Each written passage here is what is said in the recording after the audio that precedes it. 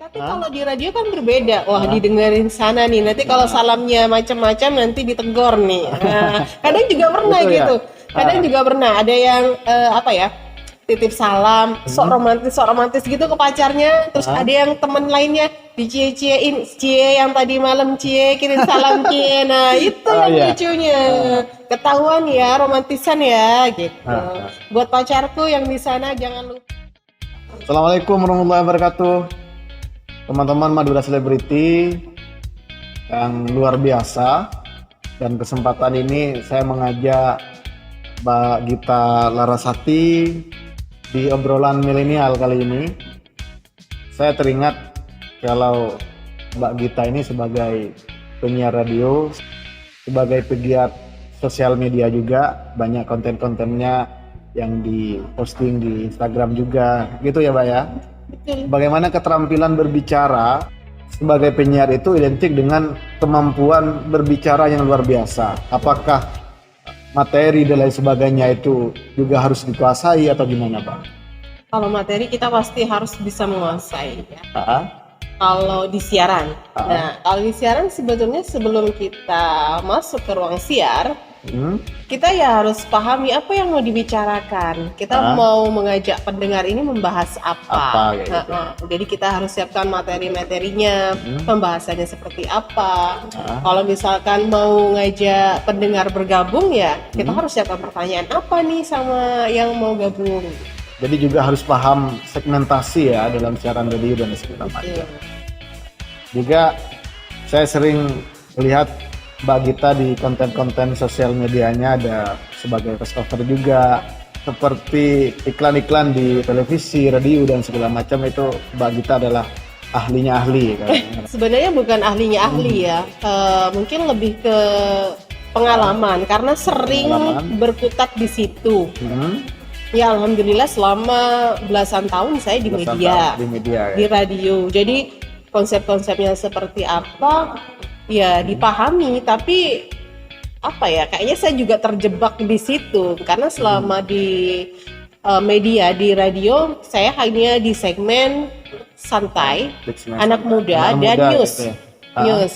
Jadi ketika saya apa ya buat konten kayak iklan gitu ya, itu nada-nada newsnya masih ada. Itu orang-orang yang paham pasti kental. Oh ini masih ada. Mungkin di era 2007 segmentasinya atau karakternya seperti ini. Bagaimana ketika dihadapkan dengan kondisi yang seperti saat ini, misalnya anak-anak muda sudah mulai banyak mengambil peran di situ. Misalnya ada podcast, ada siaran streaming radio lainnya. Streaming, iya. Sebenarnya sih kita harus bisa ngikutin ya. Kalau zaman sekarang ada tuh teman-teman yang siaran sambil live streaming di Instagram pribadinya. Ada juga yang di YouTube perusahaannya seperti itu. Jadi yang ngikutin zaman jangan sampai tergerus. Kalau misalkan mau dengerin lagu aja di YouTube banyak, di Spotify banyak. Tapi gimana sih pendengar masih tetap pengen dengerin radio. Menikmati bagaimana siaran radio waktu itu, seperti itu sebagai satu-satunya media. Orang-orang di pelosok ya dengerin radio, belum ada gadget, belum ada internet. Jadi radio itu adalah sebagai media prioritas bagi orang-orang di kampung misalnya. Apalagi kalau mau kirim salam, terus kirim salam lagu. Kalau gitu. misalkan di radio streaming ataupun live IG, kita bisa mungkin salamnya buat Mas itu ya, Mas ini ya. Tapi kalau di radio kan berbeda. Wah, didengerin sana nih. Nanti kalau salamnya macam-macam nanti ditegor nih. Nah, kadang juga pernah gitu. Kadang juga pernah ada yang apa ya? Titip salam, sok romantis gitu ke pacarnya. Terus ada yang temen lainnya dicie-ciein, cie yang tadi malam cie kirim salam cie. Nah itu yang lucunya. Ketahuan ya, romantisan ya gitu. Buat pacarku yang di sana jangan lupa Yang tadi malam masih inget kan? Nah, jadi yang tahu orang banyak gitu. Bahasa-bahasa radio waktu itu lagunya spesial khusus buat siapa-siapa kayak gitu ya. Ya. Kalau misalkan di radio streaming kan yang dengerin yang nonton live-nya dia aja. Dia aja. Ya, tapi kalau misalkan di radio kan kita nggak tahu kira-kira tantenya dengerin juga nggak, omnya dengerin juga nggak. Nggak taunya pas ketemu, oh tadi malam kamu ya yang kirim salam. Oh. Gitu. Nah, jadi saya merasakan bahwa betapa perkembangan teknologi yang semakin masif ini betul-betul harus kita rasakan dan dinikmati. Salah satunya kita harus mengambil peran, harus mengikuti perkembangan teknologi juga. Betul. Semua orang itu bisa jadi penyiar radio. Bisa ya, bisa tidak. Bisa ya kalau dia mau belajar, dia punya skill. Tapi kalau dia cuma sekedar iseng, ya nggak bisa. Karena apa ya, tuntutan juga. Karena kalau saya mungkin, saya nggak tahu jadi seorang penyiar kok bisa begini, begitu. Karena saya diajarin kan, di training, baru kemudian dilepas. Kalau mungkin teman-teman ingin menjadi seorang penyiar, siaran di sosial medianya sendiri atau live streamingnya sendiri, itu mungkin bisa, tapi kan kita lihat konsepnya, targetnya, pembicaraannya seperti apa. Kalau pembicaraannya kurang menarik, orang siapa yang mau mendengarkan? Ya, oke. Begini, Mbak. Jadi penyiar itu kalau yang Mbak Gita rasakan, langsung belajar di lapangan, atau pahami teori atau teknik-teknik penyiaran radio. Kalau belajar teori ya, seperti kita belajar di sekolah, itu nggak akan bisa masuk kalau kita nggak terjun di lapangan. Ya, betul. Kita dulu di radio saya itu memang sebelum siaran langsung itu harus diajarin dulu caranya begini, komunikasinya begini. Kalau siaran sendirian seperti ini, siaran duet seperti ini, kalau siaran dengan interaksi dengan pendengar itu begini gitu. Nah, baru setelah beberapa waktu di training baru kita dilepas. Nah, kalaupun sudah dilepas ya tetap kita harus pahami materinya seperti apa, konsepnya seperti apa. Bahkan dulu atasan saya itu menyarankan dan mewajibkan itu bikin skrip. Jadi jam segini opening, jam segini iklan, jam segini jedanya apa, jam segini ngomong apa, itu harus ada. Jadi siaran itu benar-benar terkonsep. Mungkin di awal-awal pernah nggak ngerasa ini keberatan atau susah mungkin di awal-awal? Ya pastilah, deg-degan. pasti deg-degan, nervous karena belum terbiasa. Tapi kalau sudah lama-lama ya terbiasa. Terus yang paling tertantang selama Mbak Gita ini jadi penyiar radio itu apa? Talk show.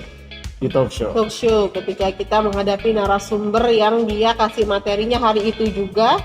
Nah, kan bingung saya nggak paham nanti mau tanya apa. Jadi ya di break ketika jeda iklan baru saya tanya lagi, ini gimana, kalau seperti ini gimana. Kadang ada narasumber yang dia nata penyiarnya. Jadi Mbak jangan tanya ini, jangan tanya itu, nanti saya nggak bisa jawab. Jadi banyak permintaan ya? Iya, nanti saya terkesan nggak bisa jawab, nanti wibawa saya berkurang begini. Kadang juga ada narasumber yang langsung udah siap dia dengan pertanyaan dan jawabannya. Jadi saya tinggal baca aja, tapi kelihatannya kaku sekali ya. Saya sudah bagaimana? Kayak gitu ya? Iya, tapi kan bapaknya tuh nggak mau, kadang ibunya tuh nggak mau, di luar konteks yang sudah dia sediakan. Ya mau nggak mau ya ngikutin. Kalau yang paling menyenangkan sebagai penyiar radio itu apa?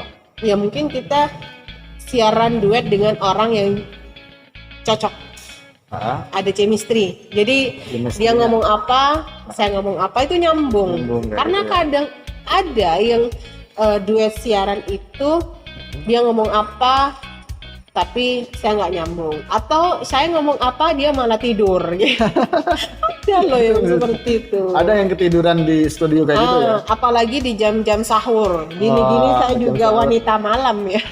Wanita malam siaran jam sahur. Betul. Kadang kalau sudah aktivitas padat itu ya, udah ngantuk-ngantuk ngomongnya ngelantur itu di komen. Jadi nggak cuma di sosial media itu ada netizen yang Jadi kurang kalau ajar. dulu gitu komentarnya langsung via telepon SMS. atau SMS. SMS dan telepon. Kadang ada juga yang netizen usil, Mbak niat siaran nggak? Niat siaran nggak? Kalau nggak niat pulang Mbak. Ya ampun, padahal ya Pak ya, saya itu dari jam 9 setelah tarawih sampai jam 4 pagi loh Pak. Jadi siaran. Diusilin begitu, dijulitin begitu. Ya ampun. Coba kalau ada media sosial seperti sekarang, Nah, waduh. gimana perbedaannya? Pasti komentarnya julid-julid semua ya. Iya. Ya sudah ya gimana? Ya namanya media itu kan, apalagi public figure. Public figure itu kan yang nggak hanya artis ya, seorang penyiar kan bisa dikatakan public figure. Betul. Dan nggak semuanya suka. Ada juga yang nggak suka. Pikirannya semua suka, ya enggak lah. Ada juga yang dikatain, kok siarannya nggak bener sih? Kok siarannya cuma lagu doang sih? Nah, padahal mereka itu tidak mengerti apakah kondisi penyiarnya itu lagi seperti apa, lagi bagaimana. Mungkin kalau masa sekarang kayak gini Mbak, kalau nggak suka di skip aja. Iya, kalau nggak suka Tandanya ada di-skip kayak aja. gitu dari dulu. Tapi yang namanya pendengar fanatik ya, ada juga yang tetap didengerin tapi ya ngomel-ngomel gitu. Ada juga pendengar yang musiman. Cuma musiman. Pendengar musiman itu kayaknya kalau cuman ada kuis aja, nah Ada dia kuis. muncul tuh. Macam-macam. Macam-macam lah. Netizen Nah. zaman 2000-an. 2000-an. Nah, kadang mereka tuh nggak paham kondisinya gimana, apa penyiarnya ini puter lagu banyak, mungkin ada di kamar mandi atau lagi ngapain nih ya kan. Pokoknya nggak niat siaran nih, nggak niat Iya. nih, nggak minat nih gitu. Wah, netizen mah mahal benar. Nah, dan bagaimana Mbak Gita juga bisa survive dari siaran radio analog sampai sekarang juga fokus ke media sosialnya kayak gitu. Jadi voice over sebagai penyiar radio. Kalau saya bikin konten yang masuk ke sosial media itu lebih ke kemarin kan sempat vakum gitu ya, ke pergantian media gitu. Jadi yang namanya biasa megang mic, biasa ngedit gitu ya, jadinya kan gatel gitu kata orang ya. Jadinya ya saya mau bikin apa ya? Wah, ada ide nih. Jadi sempat ada jeda dulu Mbak. Jeda. Jadinya sekarang sih keterusan, kalau udah free nggak begitu aktivitas padat, baru kita browsing. Wah, kayaknya ini bagus nih buat dijadiin konten gitu. Tapi sih sekarang saya lebih ke banyak ke challenge dari komunitas. Jadi ada komunitas voice over, itu yang ada challenge-nya yang harus kita ikuti gitu untuk tetap aktif di komunitas tersebut.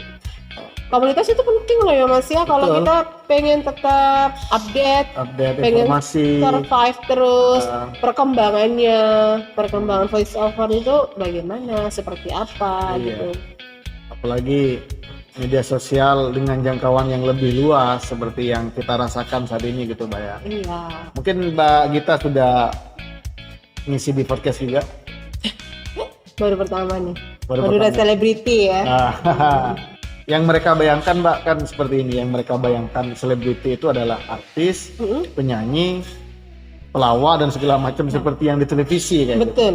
Sedangkan selebriti yang dimaksud itu sebenarnya adalah mereka yang punya kreativitas, punya kemampuan, orang terkenal, tokoh, public figure, itu adalah selebriti sebenarnya.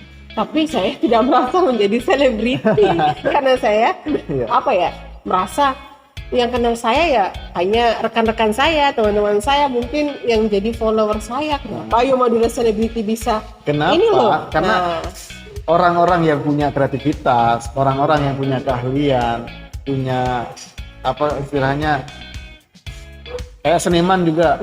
Seniman itu adalah penyanyinya saja ya enggak. Tapi kadang tidak dilirik oleh masyarakat. Iya.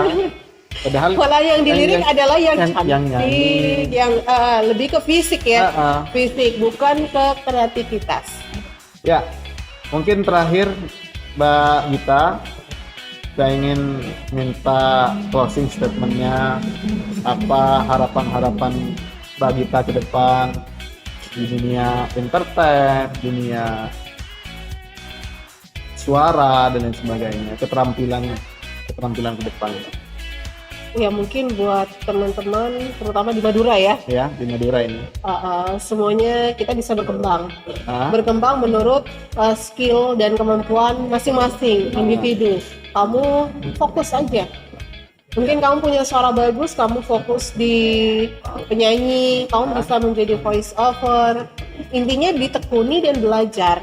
Karena kalau kita hanya fokus di situ saja, tapi kita nggak mau belajar, kita malah jadinya sombong. Wah, saya paling bagus nih, paling wah. Padahal ketika kita berkumpul dengan orang yang seprofesi, misalkan penyanyi dengan penyanyi, penyiar dengan penyiar. Kalau kita nggak membaur, kita nggak belajar dengan mereka, kita nggak sharing dengan mereka, kita akan ketinggalan dan kita akan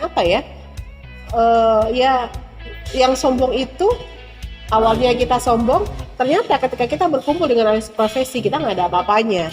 Nah, makanya itulah perlunya saling sharing dengan orang yang seprofesi, dengan orang yang bisa membuat skill kita bertambah. Gitu. Terima kasih Mbak Gita atas waktunya.